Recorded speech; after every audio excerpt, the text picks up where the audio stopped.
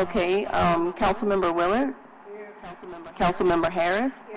Councilmember McCarron? Here. All right, thank you. You have a quorum. Perfect. And we'll do approval of the minutes. Can I get a motion? Seconded by Councilmember Willard. All in favor? Aye. Perfect. Okay, so good afternoon, everyone. Thank you all for being here today or watching at home, as Councilmember Green always likes to tell us, the millions watching. I'm excited to be sharing my first Climate Committee today and to share updates with you all about one of the most transformative projects for clean energy in our city, Community Solar. We have a short presentation as a refresher on how we got here, but and the specific reason we're here today, but I want to highlight a few major points about this program. Community Solar is the best way to provide access to cheaper, clean, locally produced power to New Orleanians who are either renters, do not want solar on their roof, or simply can't afford the investment. Since creating this program, City Council has created incredible momentum by designing a program that is unleashing more than 60 megawatts of projects, worth more than $75 million of investment in New Orleans property, and will provide thousands of people with an opportunity to lower their energy bills permanently. Community Solar subscribers will benefit from cheap, clean energy produced at these facilities and get credits on their bills. And in an era of rising costs and creating an affordability crisis, this is one of the best ways to lower electric bills by signing up. I'm also excited to say that one of the major projects from Together New Orleans will be breaking ground on Monday, March 23rd, with others soon to follow. This docket, along with consolidated billing and the neighborhood power plan docket currently in the 30-day comment period, are game changers for our city and its residents, and I'm looking forward to ensuring these and other programs move forward quickly and safely. So with that, I'm going to ask Razan from my team to go ahead and down to the table, and she will provide a presentation followed by Entergy, and then we have a resolution, and then we'll have Commissioner Devontae Lewis from the PSC present to us.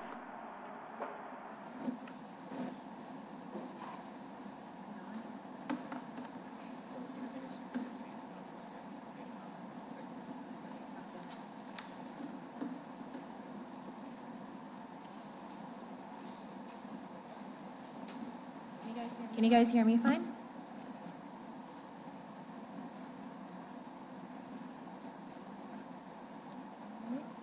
Good afternoon, council members. My name is Razan Badr, and I am council member Amy McCarron's Director of Community Engagement and staffer for the Climate Committee. Today, I'm here to talk about Community Solar and to give a general overview of the program. So what is Community Solar? The purpose of this program is to deliver bill savings. It's designed to expand clean energy and help lower energy costs, especially for low-income households. This project builds small solar farms that generate solar energy for the city, and then that energy goes into the Entergy New Orleans grid, and customers who subscribe receive credits on their monthly bill based on the solar power that their portion produces. So the way that this works is that each developer goes out in the community, they find their subscribers, and they can either be residents or commercial businesses. And then these subscribers pay a monthly subscription fee in return for solar energy and savings on their bills. So for example, let's say that my subscription to a solar panel, let's just say it's $50, and then my portion produces me $100 worth of electricity, then that means I get a $50 reduction on my utility bill with net crediting in place. I'm just throwing these numbers at you as an example. The subscriptions vary by developer and depends on several factors. So why do we need community solar? We need it to help lower costs for families in New Orleans who are severely energy burdened, those families in the lowest income bracket who spend on average 20% of their income on utility bills. Many of these families cannot install traditional rooftop solars like you see here on this picture. This is a pathway to address rising electricity rates. This is electricity that is not dependent on fossil fuels. Fossil fuels are volatile and prices fluctuate.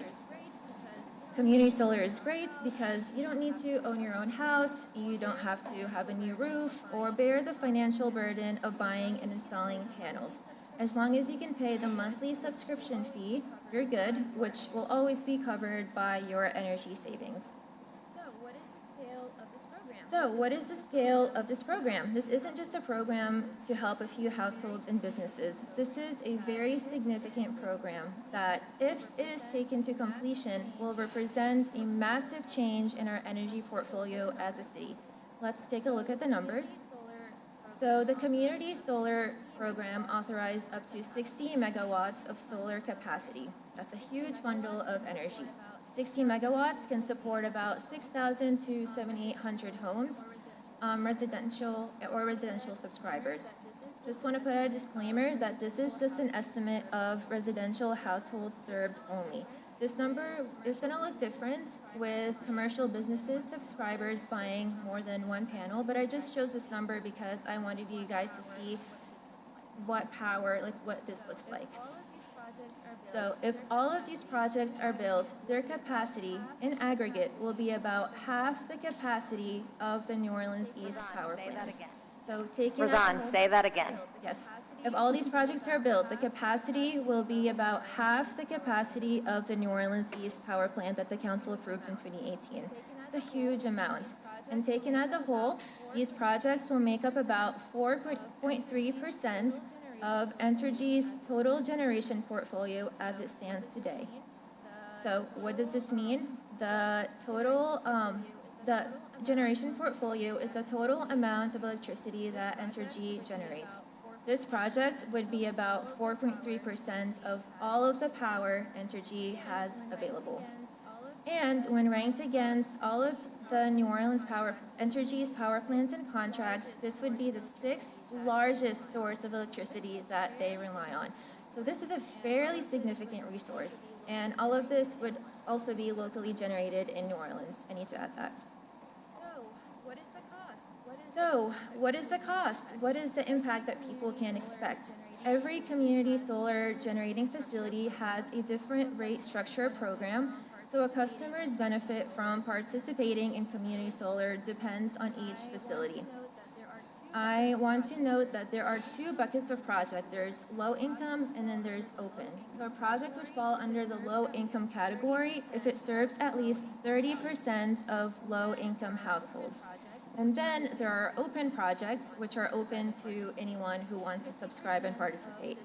50% of this entire 60 megawatt project is designated to the low income category.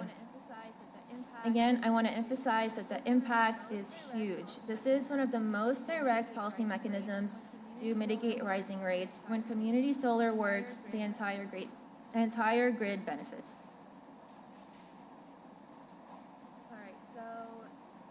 All right, so this is the current status. So all of these numbers I should have specified are in megawatts. So we're looking at 18 projects total. And so far, the only project that made it to the construction queue is the Sisters of the Holy Family project. There are 14 of them in the application queue and 3 on the wait list. Each individual project is capped at 5 megawatts, and both the construction queue and application queue are capped at 60 megawatts each. So if all of these projects are installed, this program can help about 6,000 to 7,800 people. And again, these numbers is just an estimate on residential subscribers, and it does not take into account commercial businesses. This application queue that's highlighted, this is the problem that we are trying to solve. Lots of projects are stuck for several reasons, the main one being the direct transfer trip requirement that Entergy will discuss right after my presentation. It's really important that we move these projects swiftly into the construction queue so that they can get built and start producing clean, reliable electricity for our grid and helping households and businesses reduce their electricity rates. And that concludes my presentation. Thank you for your time. Great, thank you, Razan. I just want to highlight that again, 6,000 to 7,800 homes will benefit from this. So with that, I will call up Entergy to the table. They have a short presentation to kind of talk about the very technical DTT issue that we are working on. Thank you.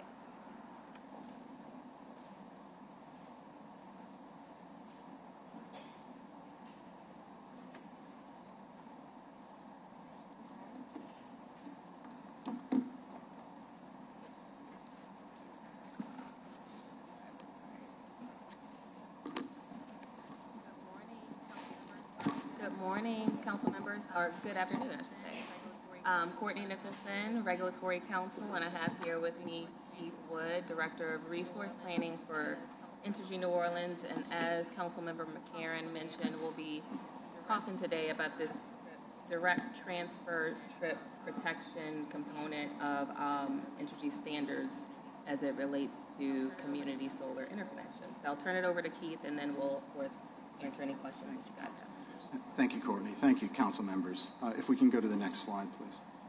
So the direct transfer trip, or DTT, is a protection that's contemplated under our distribution interconnection standards today. And this basically provides a way for us immediately to be able to disconnect large solar projects from the grid in the event that a fault occurs and those projects could continue to generate power that could damage the utility equipment.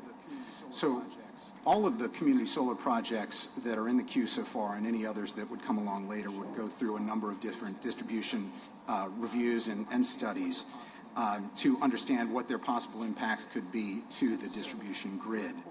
And so through the course of these studies with the projects that are already in the queue, a number of them have already shown that certain types of upgrades would be required to make sure that if those projects are interconnected, that they would not potentially cause damage to the grid.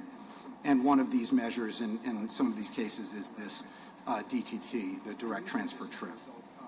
And usually this is the result of having more than 5 megawatts of capacity, generation capacity, on a given substation transformer. So in this case, we have a number of these projects that are bumping up against the 5 megawatt threshold that's set by the community solar rules. But in many cases, you would also already have other generation on those circuits from net metered solar at customer homes. And so the engineering studies look at the aggregate amount of generation that's on the circuit that could potentially get back to the transformer. So this DTT is going to make sure that almost immediately these systems would be able to be shut down in the event of a fault on the grid in the area around the solar project. And this would be to make sure that in the event of a fault, that if these systems were to continue generating, that power would not be able to flow back to the substation and damage any of the equipment back upstream, such as the arresters or the transformers, or potentially cause any injuries or safety risks to line workers who might be attempting to perform restoration in the area around the fault. So you mentioned the project, the Sisters of the Holy Family. That was the first project that entered our construction queue, and so as we've had a number of discussions with the developers around that project and the potential cost of the requirement to install a DTT, we over the last number of months we've been working with them as they have pursued a risk of islanding study through a third party to try to help determine if, in the specific circumstances of this first project, if a waiver to the DTT standard could be allowed. And in fact, we were able to allow the waiver in that case. If we can go on to the next slide. Based on those discussions, based on the information from that first risk of islanding study, and discussions with our standards group and our engineers, they have gone forward to engage a third-party firm to look at our existing standards and try to identify recommended adjustments for the parameters under which a DTT would be required with a project such as a community solar project. This is not a situation where we're going to say this is going to be a across-the-board waiver in the future of the requirement, but rather to reassess and revisit the parameters in place today to determine if they could be modified in a way to perhaps enable waivers in certain cases. And so what we've committed so far is that we're undergoing these studies with a third party, and we've committed to get back to all of the subscriber organizations and the council no later than mid-April with updated parameters that would give these developers the ability to review the updated parameters and have a better point of view on whether their projects, as they're spec'd out, look like they would be able to qualify for a waiver and make a decision about whether or not to move forward at that point. And then, kind of in a parallel path, our engineers are working on actually making comprehensive updates to the standards, which would be completed a couple of months later. But understanding the timing constraints that a lot of these projects are working on with tax credit expirations and such, we've tried to find this interim step to provide an avenue for them. And these updates to the standards, this is not just an Energy New Orleans standard. This is the standard that is in place across all 5 of our operating companies throughout the 4 states that we serve. So when the engineers go through an exercise like this, they have to be sensitive to all of the, to this issue throughout the 5 operating companies. So I'll just wrap up by saying that we continue to want to work with the subscriber organizations, looking at each of these projects as we come along and as we get through the process of rolling out these updated parameters, seeing where that leaves each of the projects that are currently in the queue and as they try to make decisions about moving forward. That's all that I have at this point, unless y'all have any questions. Great, thank you. I see Councilmember Willard.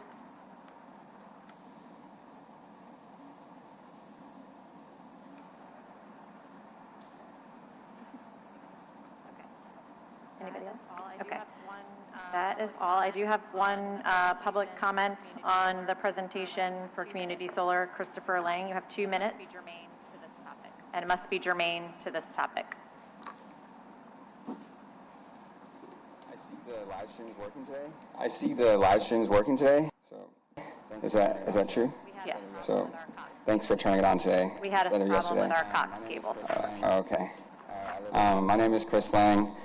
I live at 2500 Dauphine Street. I'm super excited about this community solar update. I think that everything that we can do as a city to be able to reduce our dependency on fossil fuels, to increase the affordability of renewable energy is in our best interest. So I applaud you for that, and I really hope to see this moving forward. But I think there's a lot more to be done around energy here. I was really curious, and I wanted to ask you about some of the updates related to other energy things within New Orleans that we've been working on, including the benchmarking progress, including the Solar for All program, including the municipal decarbonization. These are all updates that are in the energy portfolio, and I'm curious why this specific committee meeting, which is around sustainability and climate change, is really restricted strictly to energy, but if it is just to energy, why it's only restricted to this particular program and not all of them. You guys have had 2 months since January to be able to prepare for this inaugural Sustainability and Climate Change Committee meeting. We did ask specifically for updates on all of the ORS grants, ORS, which is the office which is most pertainable to this committee, and it was very just unfortunate, the response that I received from you, particularly Councilmember McCarron, that the person who was selected to be the director did not feel comfortable speaking on those updates, particularly given the time sensitivity of other grants and programs that need staff, that need program management, that will be lost if we don't have those people running them. So while I applaud you for this community solar, we have more to do around energy, around all forms of sustainability in the city, and we need to act and stop trying to restrict the public accountability process, which is council chambers. Thank you. Online comments for this? Thank you. Online comments for this specific? No online comments for item 3. For the There's resolution. no online comments for item 3. Okay, perfect. All right, well, with that, we will move on to the resolution for community solar. Okay. This resolution is addressing the issue that we just spoke about, the community solar program, moving through Entergy Solar Facilities queue. So the council established the community solar rules in 2019 and has continued refining them to ensure the program is effective for residents, developers, and the electric grid. As the regulatory authority over utilities in New Orleans, it is our responsibility as council members to ensure that program requirements are clear, fair, and do not unnecessarily delay projects. Entergy New Orleans has identified that some of community solar projects may require the direct transfer trip, or DTT, a grid protection equipment used when distributed generation reaches certain capacity thresholds. Typically, when this requirement arises when the aggregate distributed energy resources on a substation exceed 5 megawatts, which Entergy just discussed. However, the application of this requirement is specific to projects currently under review by Entergy, and it's unclear which projects will ultimately be required to install this protection equipment. Installing a DTT can significantly increase project costs and may affect the feasibility and timeline of community solar developments. Several projects are already in the construction application queues, and uncertainty about this requirement could cause delays that are outside of the control of the subscriber organizations, the developers of these projects. As a result, the goal of this resolution is to protect the integrity of the community solar program while allowing Entergy the time needed to review and clarify its technical standards. Providing clear guidance will help developers plan these projects responsibly, control costs, and keep community solar moving forward for New Orleans residents. The Council is emphasizing the importance of timely resolution so projects can continue processing without unnecessary disruption. This resolution strikes a practical balance. It gives Entergy the opportunity to clarify its requirements while ensuring the community solar projects are not unfairly delayed. As such, I urge my colleagues here to support this resolution so we can maintain our momentum in community solar and provide certainty to facility developers.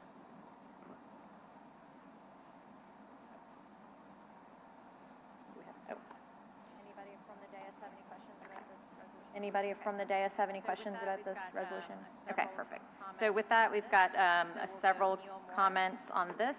So we'll go Neil Morris, followed by Regina, and I can't read your writing, so sorry about the last name.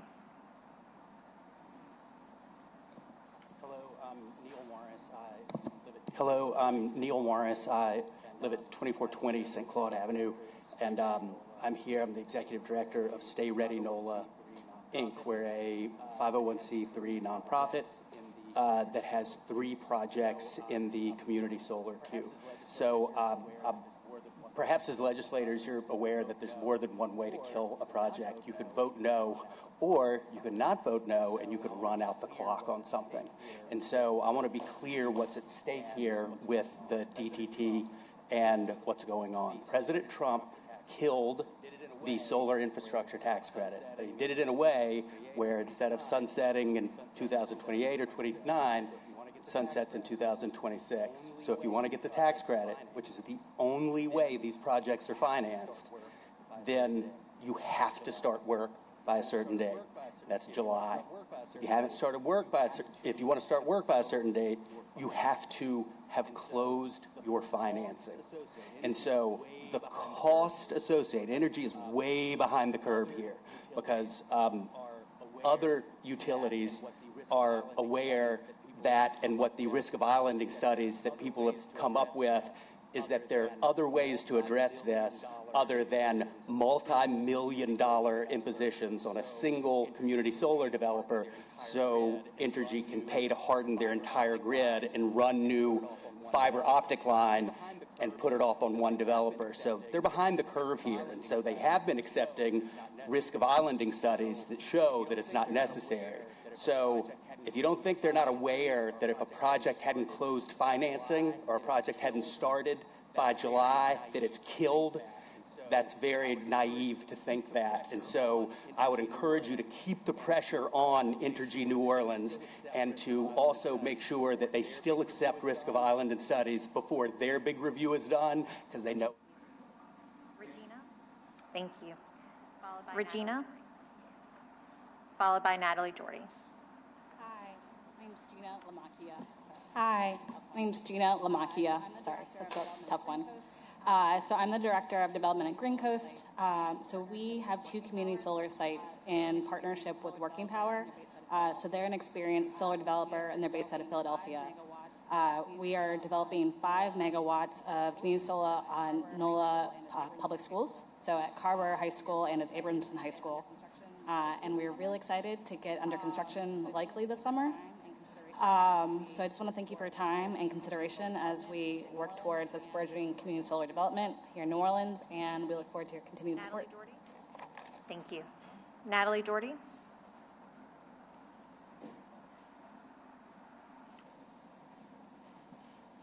Good afternoon, council members.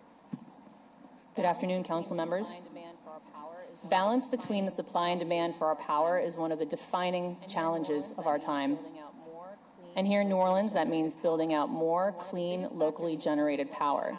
And one of the biggest factors in determining whether that happens is going to be how fast and expensive it is to connect new power to the grid. That's what today's change is helping to address. When we began working on the Sisters Community Solar Project, we discovered a requirement that would have forced the project to install a DTT, which would have added $1 million and 8 months to interconnect.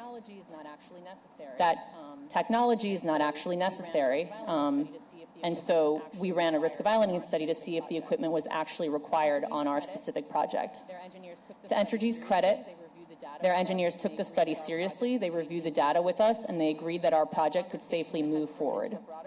That conversation has grown into a broader collaboration between developers, Entergy, and this council to reevaluate the standard itself so that future projects aren't forced to install costly equipment when it's not needed.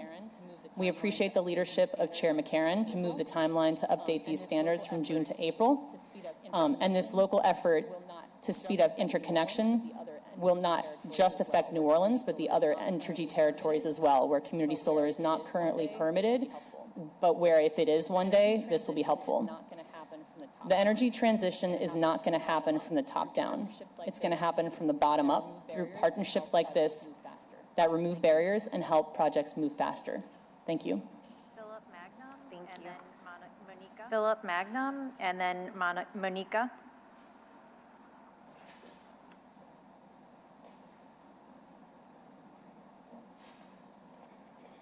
My name is Philip Mangum with Carpe Diem Developers. We currently have one 5-megawatt project, community solar project under development and active in the application queue. We'd like to state A, our support for this resolution, and B, our appreciation to Council Member McCarron's leadership on the issue.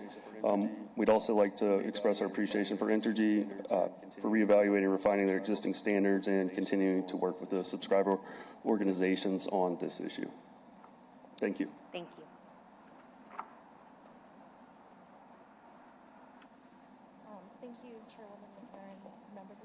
Thank you, Chairwoman McCarron, members of the committee. My name is Monica Gerhard. I'm Executive Director of Gulf States Renewable Energy Industries Association. We're a trade association of companies working in all parts of the renewable energy supply chain here in the Gulf Coast. So our members include the folks that are manufacturing some of the components that are going into these projects, the attorneys, accounting firms, all of the folks in the entire pipeline. And so we just welcome this opportunity to streamline red tape, update Entergy New Orleans standards to require DTT on site-specific conditions and not overall, only when it's necessary to help us meet our shared goals. And just echo the urgency that I heard from Entergy New Orleans and everyone else here in terms of speed and efficiencies and really ensuring that the companies are able to do business here very quickly. You heard a lot about the tax credits and refinancing in this cliff that we're facing, and so we appreciate your leadership. Thank you. And then last I have Jeff Canton. You were going to speak on item number 3, but I didn't have your card, so.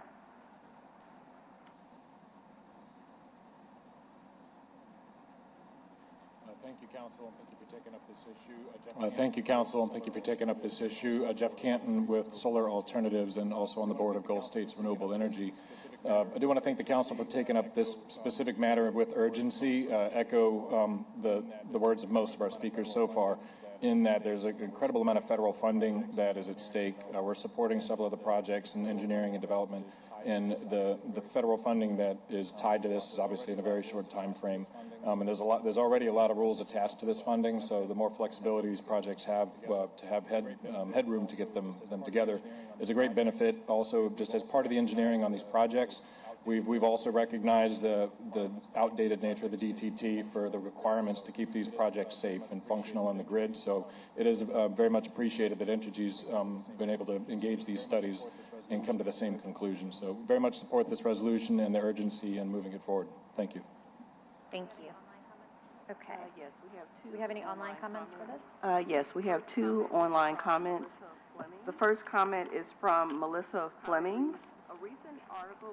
Comment reads, a recent article published by the Interstate Renewable Energy Council, IREC, holds some information worth considering here. Virginia regulators recently issued a major decision that makes permanent increased solar projects costs that will slow down clean energy growth in the state.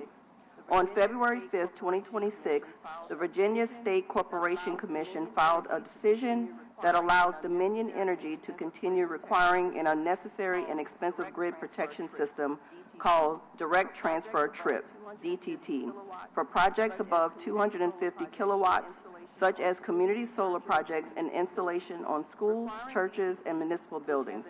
Requiring DTT, which has an average cost of at least $300,000, often makes these projects financially infeasible. A research paper published by IREC last year demonstrated that DTT is unnecessary for distributed clean energy projects. One of the key findings of the paper is that the probability of grid issues that DTT is designed to prevent is practically zero, occurring only once every 10,000 years. Such issues are so rare, in fact, that only 3 instances have ever been recorded globally, none resulting in any damage or harm to personnel or equipment. This seems pretty clear that to this issue, by way of logical governance, prioritizing big business interests over local sustainability solutions, the $5.3 million in EPA and nonprofit funds allocated to improve sustainability around waste management is being ignored to prioritize our local waste and landfill companies. Recycling is 100% a sustainability and climate change issue. Why is this EPA SWIFR grant not on the agenda? Piece by piece, asked Councilmember McCarron numerous times to put it on the agenda for this meeting, leaving me curious about the council member's sense of responsibility for genuinely equitable and sustainable solutions. Please reconsider.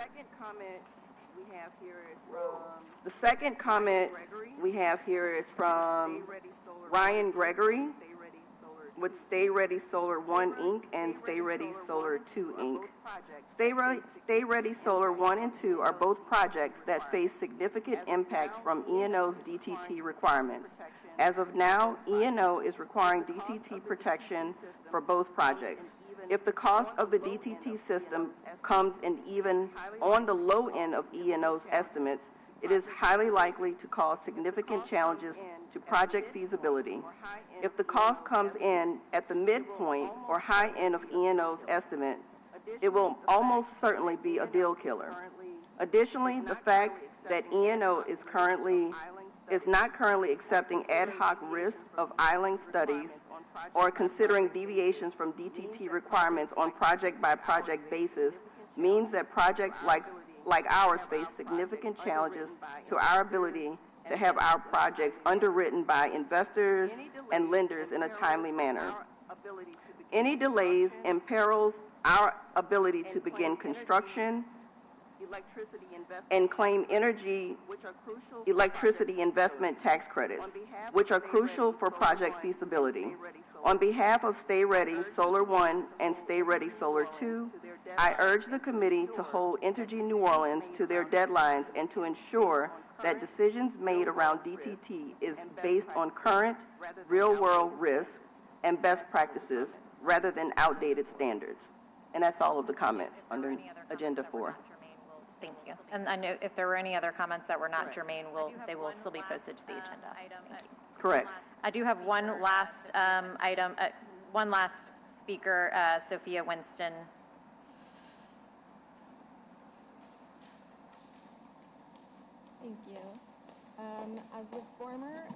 Thank you. As the former Energy Policy and Program Manager for the now defunct Office of Resilience and Sustainability, I commend the continued efforts to stand up a functional and competitive community solar program. But community solar is not the only solution to issues plaguing citizens of the city. Since the new administration has taken office, it seems from my perspective, as a former city employee and now as a private citizen, that the strategy is that there is no strategy at all, that there is just PR. Since this is the Climate Change and Sustainability Committee meeting, and since our new mayor campaigned on forward-thinking climate policies, I'd like to highlight some of the work that now sits in limbo. The former employees of ORS worked for years to stand up programs like a subsidized residential solar program, a building energy benchmarking program, which was a piece of legislation sponsored by former councilperson Helena Moreno, municipal decarbonization efforts, expanded recycling infrastructure and education, micro-mobility, expanded bike infrastructure, street safety, coastal restoration, tree planting, and more. Without a functional office, these programs will lose years of progress or disappear entirely. This is not an adequate solution for a city on the front lines of climate change. Thank you. I will make a motion to approve. Thank you. Okay, with that, I will make a motion to approve the resolution. Councilmember Willard, all in favor? Do I have a second? Councilmember Willard, all in favor? Be on the agenda tomorrow as well. Great. All right, thank you. So this will be on the agenda tomorrow as well. Our last presentation is from the Louisiana Public Service Commission, Commissioner Devontae Lewis. If you want to come down to the table, please.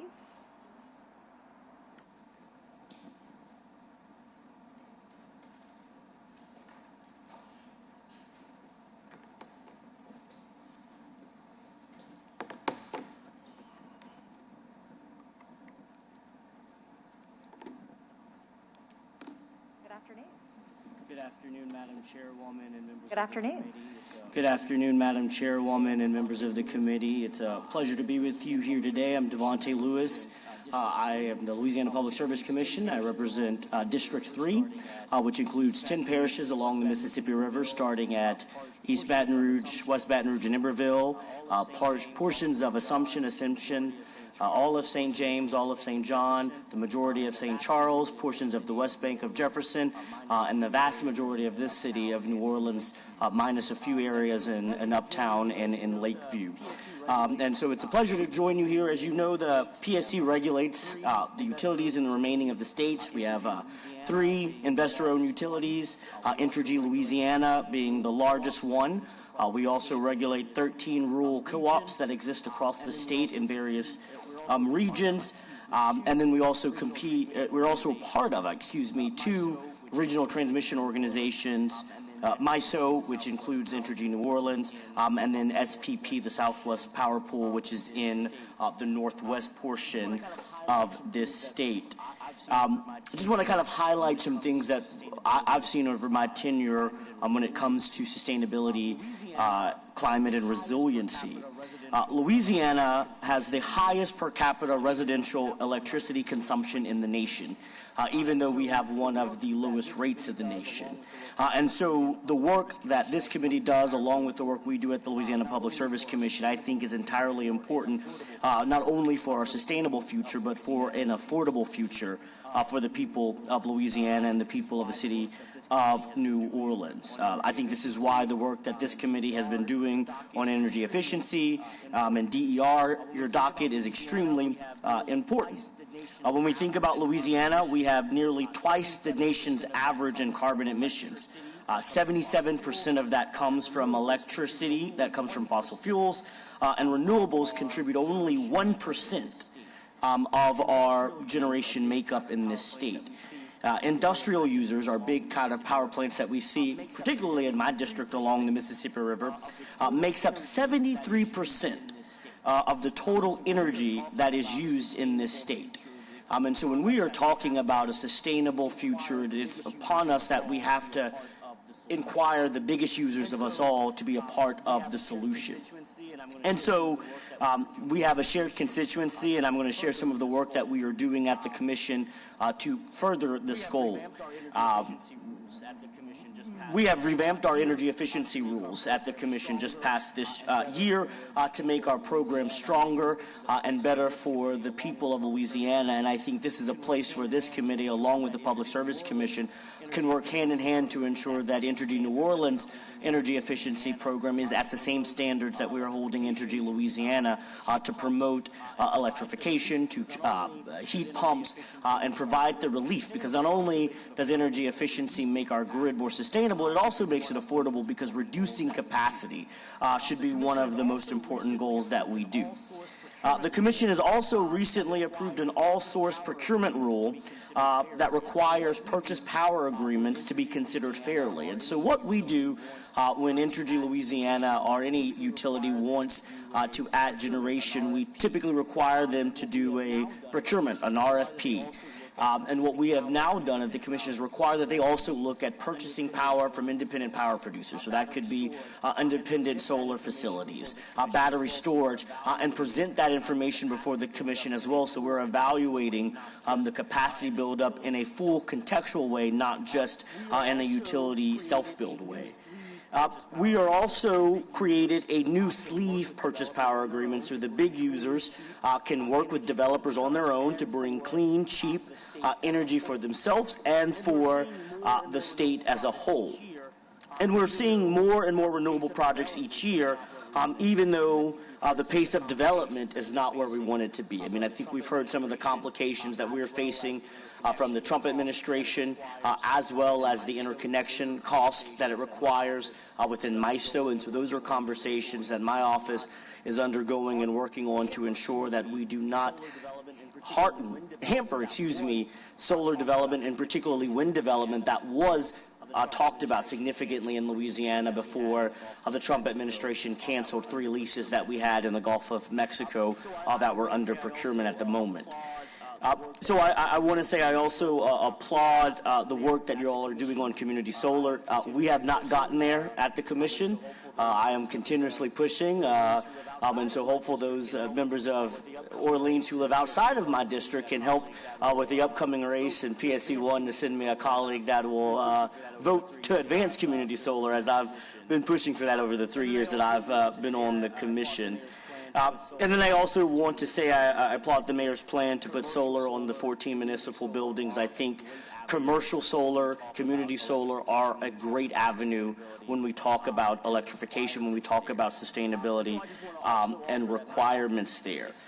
And so I just want to also offer that my office is here to be an ally, to be your voice, especially on statewide matters as it pertains to transmission, especially the transmission system here in New Orleans most likely comes from Entergy Louisiana, which is at the hands of the Louisiana Public Service Commission. And so I have here my policy director, Edward Yielding, who is a resident here in New Orleans and mans our office across the street at Benson Tower. And so we just wanted to be here, offer our support, answer your questions about work that's happening that pertains to you statewide, but then also just offer a real dialogue of continuing working relationship with this committee.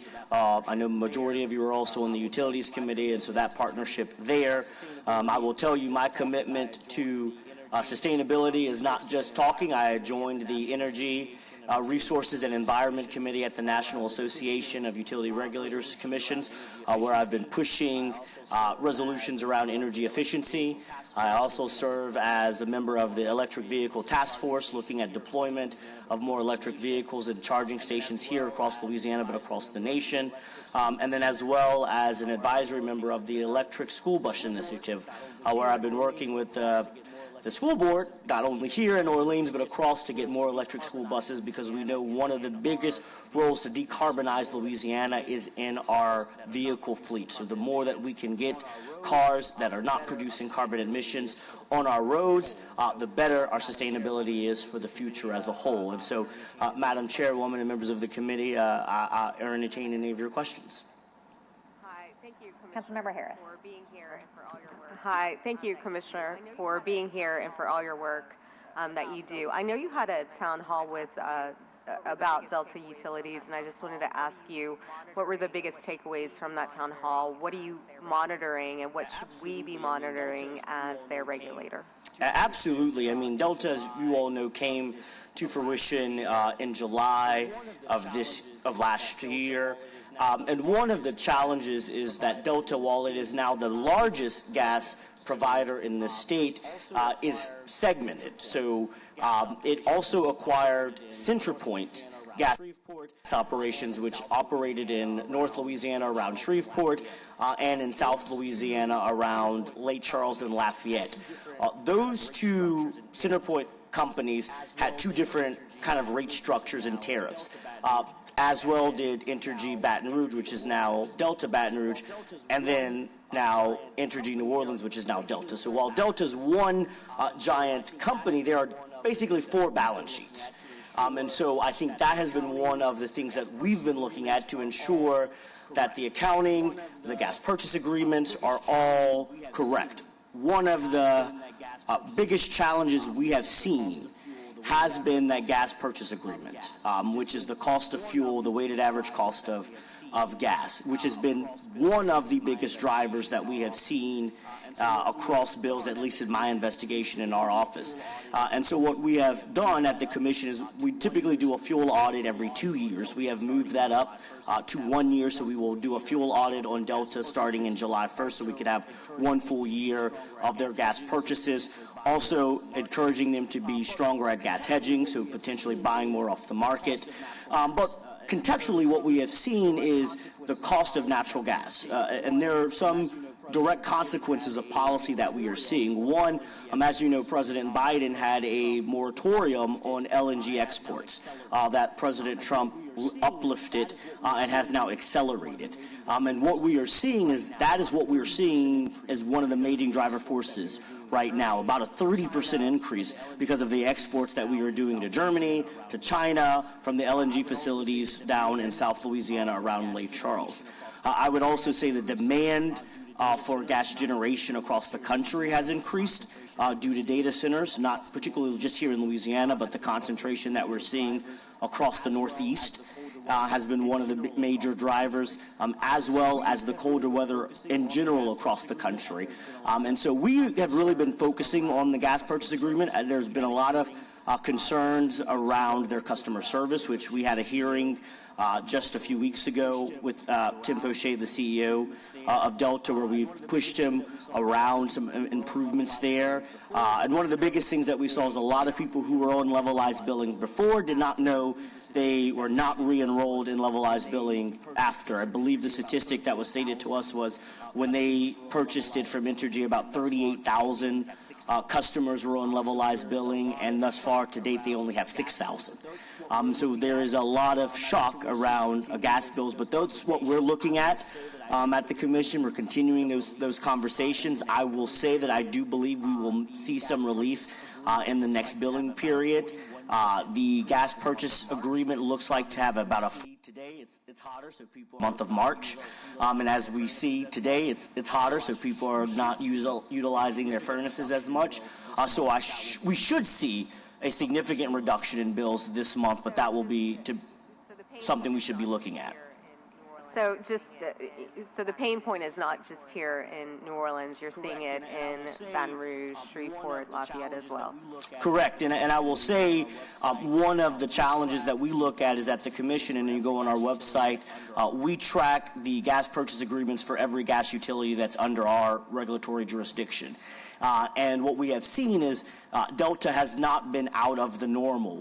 Atmos Entergy, which is the second largest gas provider, has a GPA very close to them. And so I do think some of the complications was the changing of a new utility, Delta not having strong customer service and communication, but this higher gas purchase power is what we're seeing across gas utilities, no matter how big or small they are. Thank you, Commissioner. Councilmember Willard. Thank you, Madam Chair. Commissioner Lewis, good to see you in City Council chambers. Couple of questions. So one, I did want to ask if the Delta bills that the people of New Orleans experienced for the past couple of months were sort of similar or fall in line with what other gas utility customers throughout Louisiana were facing, and it sounds like the answer to that is yes. Yes, sir. Delta actually is a little bit cheaper than some of the other gas providers in the state. I mean, they vary. We have a little bit smaller ones like Pierre Part, South Coast Gas. But in terms of where Delta is to what I would call their peer, which would probably be Atmos, they are just on par on that gas purchase agreement, which is where, at least for my investigation, we have seen the biggest driver in cost. I do think that Delta made some choices that probably should have been communicated better on transparency of adjusting the way they distribute and displayed portions of their gas service charges and their research and development charge. But we're not seeing a difference. And so I track, of course, Delta New Orleans simply because the majority of those are also my constituents. But in terms of what we saw in Baton Rouge and New Orleans, the complaints are the same, the issues are the same, and we're seeing those spark also around the state in their other service territory areas. But it's not just Delta, it's all the gas utilities essentially that operate in the state? Correct. We're not seeing the complaints as much on the other gas operators, Councilman Willard, but we are seeing the same higher gas prices. And so I do think one of the challenges that we have faced is the residents in Baton Rouge and New Orleans had one utility bill. They had an electric combined gas bill. And so seeing your gas bill separately has brought a lot of questions on your consumption, on your charges, the kind of fluid nature of a gas bill that we know in the summer months gas bills are relatively low, and your electric bill typically is higher. In the winter, it's a little bit of a reverse. Your gas bill becomes a little bit higher, your electric bill becomes lower. And so I think Delta kind of failed in their communications of explaining that, especially coming on in July with a prorated bill at the least use gas month. I gave a lot of impressions that gas bills would be $20, which is traditionally typical for the summer, but is not what you will see in December, January, and February of a gas company's operations. Is there anything that you guys have implemented at the PSC level that would maybe protect the ratepayers a little bit more that we could look at setting up at the council level using our regulatory authority? Yes, sir. One of the things that we've been engaged in is particularly around gas hedging, looking at and to ensure that the utility is purchasing what needs to be. I mean, gas hedging kind of, from a utility standpoint, can be complicated because if they have the price too low, they just eat the remaining cost of that.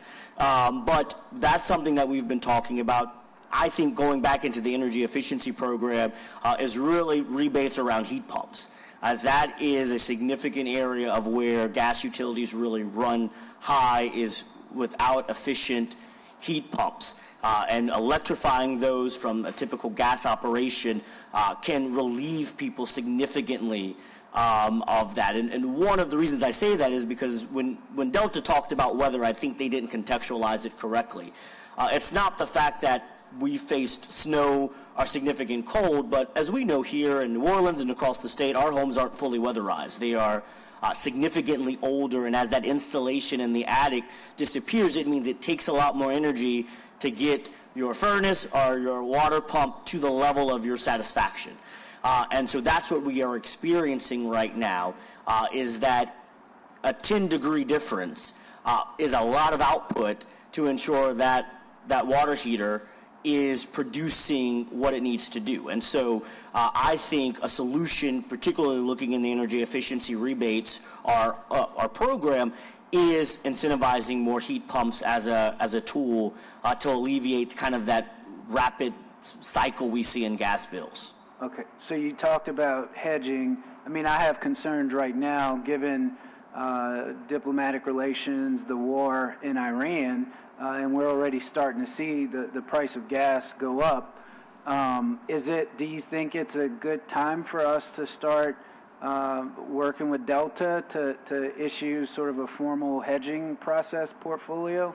Yes, sir. I think that, and I would also say Entergy New Orleans, because I think what we're going to see is, as we mentioned, the vast majority of the generation that our utilities use here in Louisiana is natural gas as well, gas generation. And so you will see that same type of pressure in the gas purchase agreement weighted the same way as Delta on electric bills potentially. And so I think as we move, it's not only about correcting Delta for the winter months, because as I said, we probably will start to see a sharp decline and gas bills this month and probably going in as we get warmer into spring and summer. But where that will come back will probably be on the electric bill side. So it's an issue that's facing both electric and gas utilities here in Louisiana. Yeah, I totally agree with you. Last question. Is there anything that you're aware of right now going on? State legislature convened session this week. Is there any bills that we should pay close attention to? Anything dealing with chemtrails or anything that we should be monitoring? Well, I'll look outside. I think the chemtrails may be good, Councilman, but I think there are a few bills that my office has flagged of importance. I mean, particularly there is a bill around data center regulation and what that should be by Representative Schermerhorn. I think there are some good pieces in there. However, I will note that that bill probably more than likely is unconstitutional since it does creep into the Public Service Commission's jurisdiction. But at our commission meeting on Wednesday, I will have another directive to open a rulemaking around data center and customer protection. So I'm hopeful that my colleagues will advance this one. This is my, I think, fourth try at this data center regulation. So I think that's one of the most important ones that we've seen. I do know there is a bill filed by Representative Wright that would be a constitutional amendment to usurp your authority and send the utilities to the Public Service Commission. So that is something, of course, I think of direct importance of you as the autonomy for New Orleans as a utility regulator.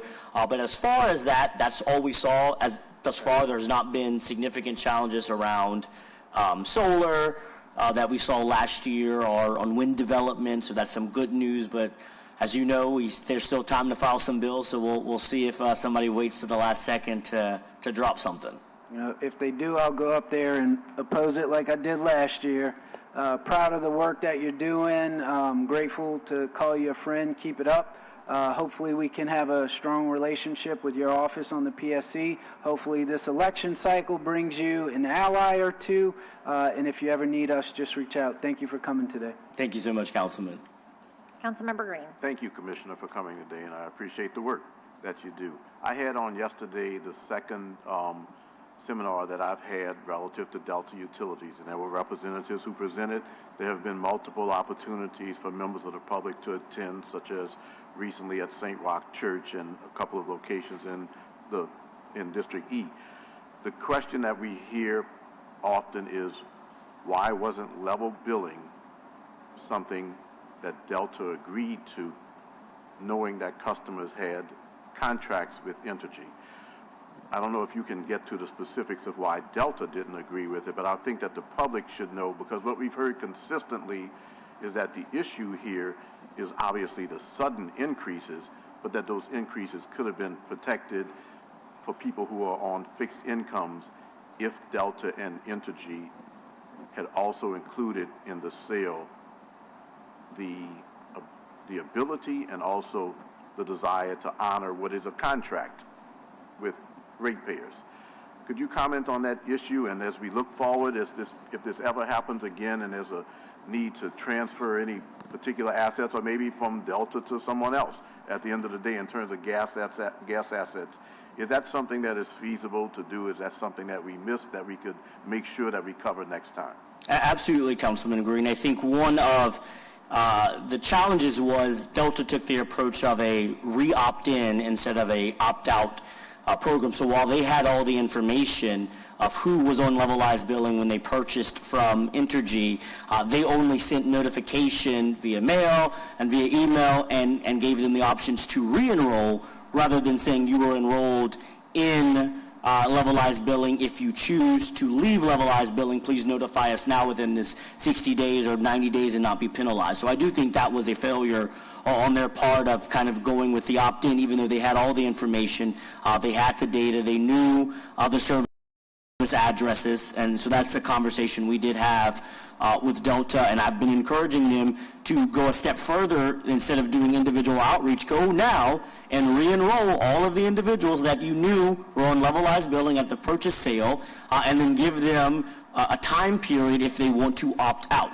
rather than this consistent push that they're doing, which is only an opt-in provision, and requiring customers to call a customer service line or work on their website, which has had some challenges. And so I do think that is something that going forward, the commission and the city council, if there ever is another sale of any utility, requiring some of those customer provisions to be automatically rolled over rather than putting their burden and the onus on the customer to re-enroll themselves in the protections that they had set forth for themselves. Thank you very much. I appreciate that response. And you know, I asked it in a certain way so that you could give that response and the public could hear it.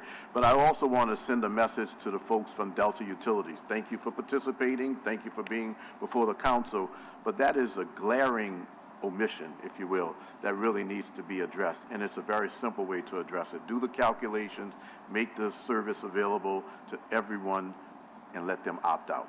It's as simple as that. I can't emphasize that enough, that some of the issues that we're hearing have to do with the fact that people on fixed incomes, people who were expecting a certain bill each month, in my opinion, were entitled to continue to receive those because this was simply a transaction, but it was a transaction that should have respected the contracts that existed.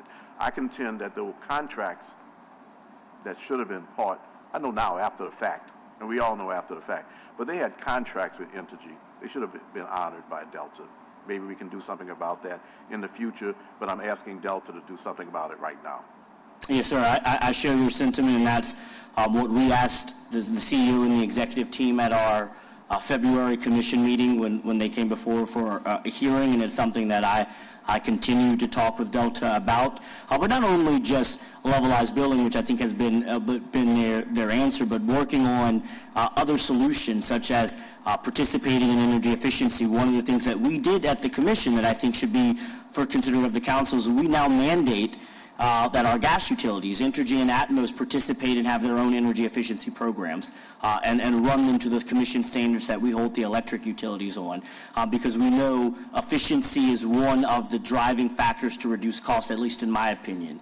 And that is a way that we can help, especially when we know there are very limited dollars in weatherization and also very limited dollars in LAHEAP, which is something that I think is of interest and that I plan to help continue working with you on, is one, changing the funding formula for LAHEAP so Louisiana benefits. Right now, LAHEAP kind of benefits the New England states because it was kind of built more as heating assistance, and we kind of got the bulk of the cooling assistance, but as we know now, heating is also something extremely important to Louisiana, as well as working with Louisiana Housing Corporation to streamline the application process and coordination.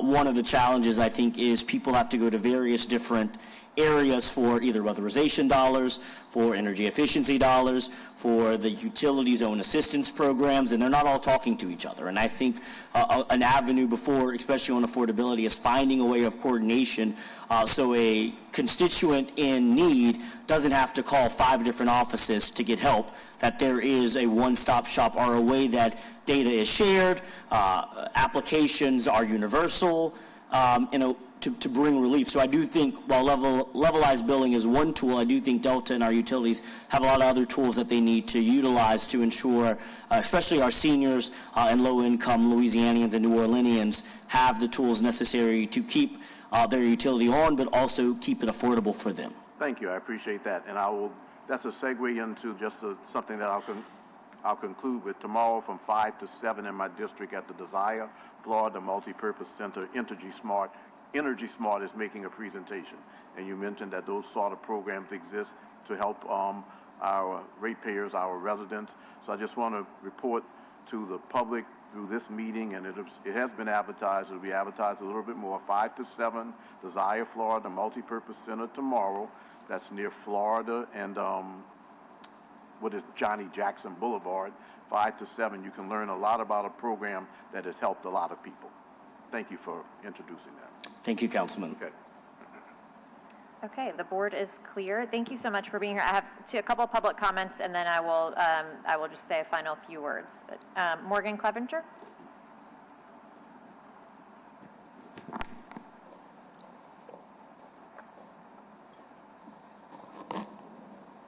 Good afternoon, Council, Committee, Chair, And thank you, Commissioner Lewis, for being here. Regarding Delta, there's a lot of concerns, obviously, and I thank you for bringing up some of them. From the community standpoint, we have gas bills. I've seen one where 1 CFM of gas was used in a vacant unit for a gas water heater, which the cost of that was $1.30, but the bill is $42. So I think one of the biggest questions we need to ask is the fee structure over and above the cost of the gas. The fees themselves, are they commensurate with what we were paying comparing to energy before the sale? Where does it stand? So I think there's a lot of questions there. But I also I'm concerned, we're all concerned about Commissioner Lewis's highlighting the fact that our electricity is powered by natural gas as well. That's a huge concern because we're going to get it coming and going. I'm going to also advocate for our small homeowners because resilience and sustainability is about our roofs right now. It's urgent. It's scary. And our hurricane season is fast approaching. The legislature is working on insurance, but if we don't have the roofs, we have nothing to insure. We're not going to make it. A lot of us are not going to make it through another season. I'd also like to advocate very quickly for the Office of Resilience and Sustainability that seems to be in some type of disorganization. Many of us have worked with that office for several years regarding the Safe Streets Initiative that was about to get a huge grant to address the public safety issue of our streets. So I really would ask for that advocacy. Thank you. Thank you. Chris Lang?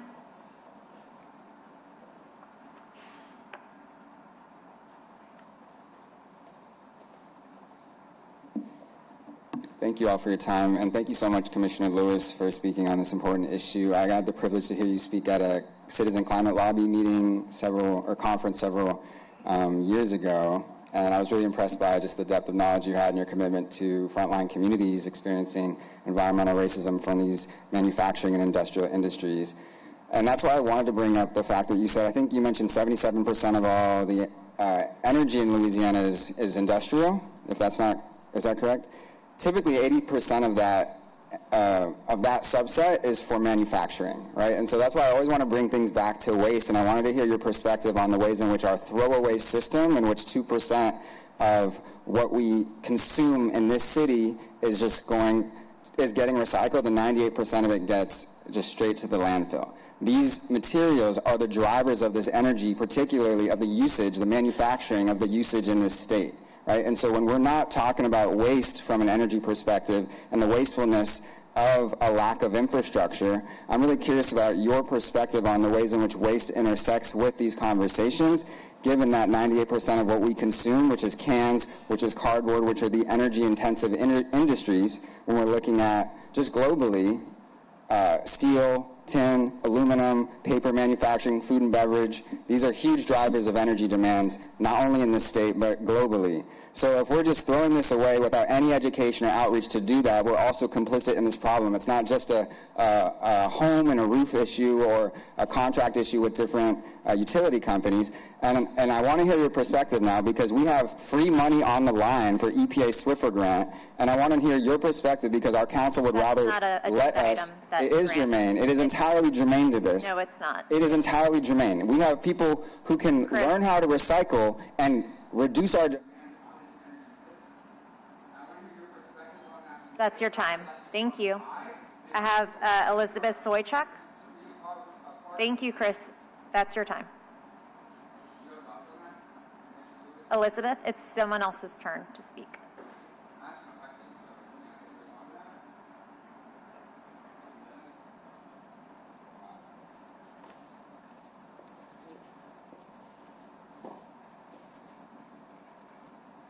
You can't respond to me. You're not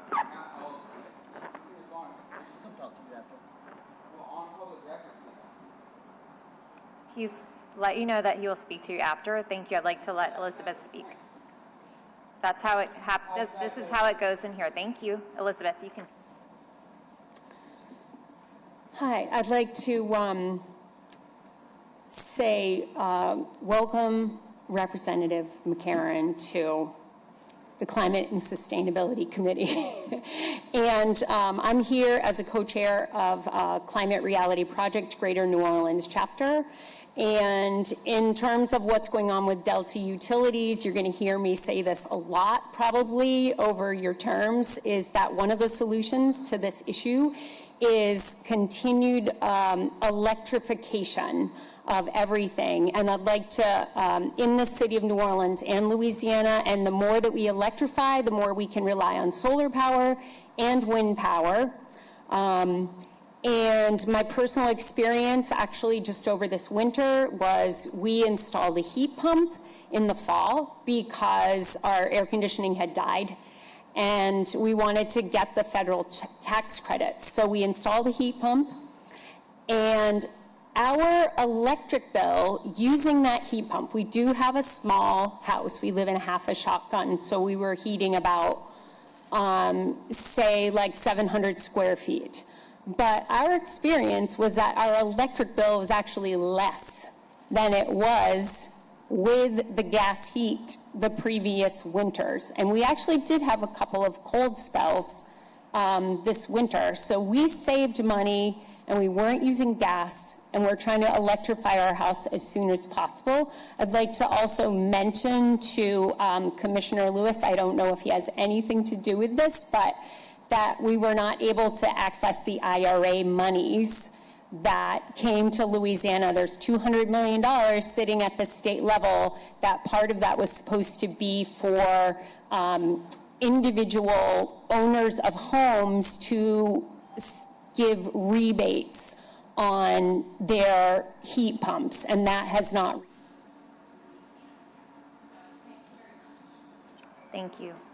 Thank you, Commissioner Lewis, for being here, and I appreciate, I know Razan came and read a letter to you at your last PSC meeting about Delta Utilities, so we appreciate you doing that audit on their billing once, you know, we have a year in. I think this council, this committee, and our utilities committee has a lot of work to do on regulating Delta as our new utility that we're regulating, but we also have opportunities within the Energy Smart program to really look at that this year and see what we can also do to help electrify people's homes and get heat pumps and those sorts of things. So I appreciate your partnership. Like Representative, I called you Representative Willard. See, look at that. Councilmember Willard said we are here for you to partner. If you need us in Baton Rouge, let us know, and we'll do the same here. So appreciate you. Thank you so much.